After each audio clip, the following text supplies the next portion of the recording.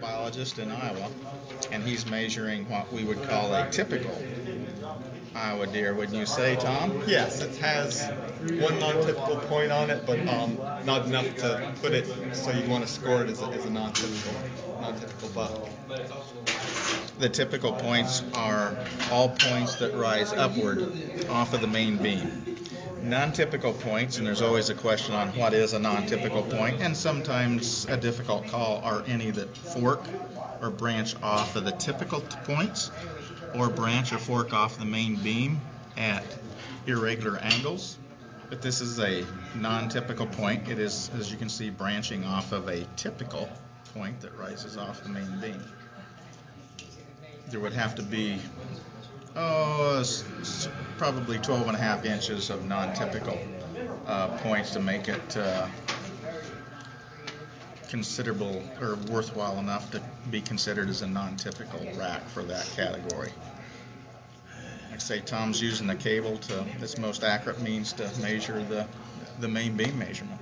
And if we were doing it the official, I would have clipped the clip on it, but just trying to get a rough idea in my head what it's going to score. Okay, so we just go ahead and measure it now then? Okay, we'll do it then. Thank you.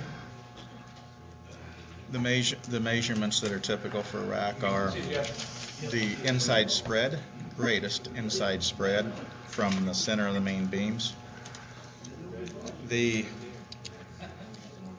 lengths of the main beams that you've seen Tom just start to take with the cable,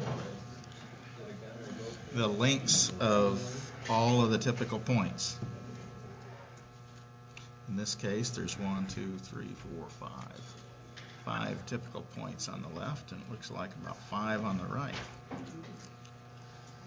And then we take 4 circumferences. The Boone and Crockett measuring system takes 4 circumferences. 1, 2, 3, and 4. Those circumferences are added to the total score on each side. Then it's measured to the nearest eighth of an inch,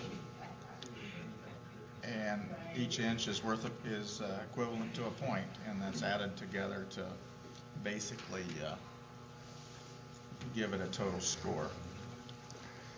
Now, the Boone and Crockett scoring system actually considers a rack for symmetry or evenness, if you want to call it that, and they compare. This is called the G1 brow tine or G1 point, and they compare it from one side to the other. So basically, we're going to measure both of these, subtract the difference. If there's any difference in length, that goes into a column that's subtracted from the total score. So symmetry or consistency is given consideration in the total measurement. In a typical scoring rack, this non-typical point is subtracted from the total score. In a non-typical rack, the non-typical inches are added to the total score. And it's going to be a larger score if it has enough non-typical inches of points to add. This is a very nice typical deer rack.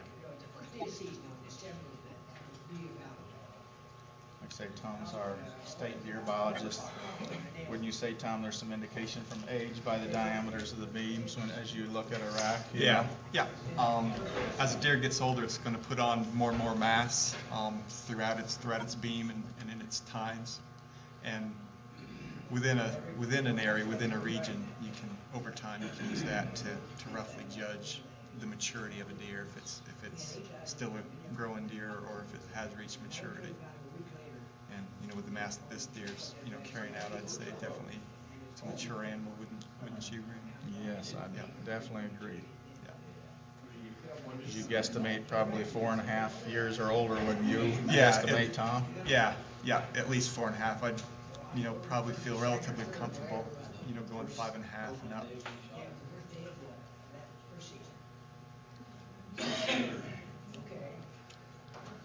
All right, great guys. Got about 5 minutes worth of video there. So.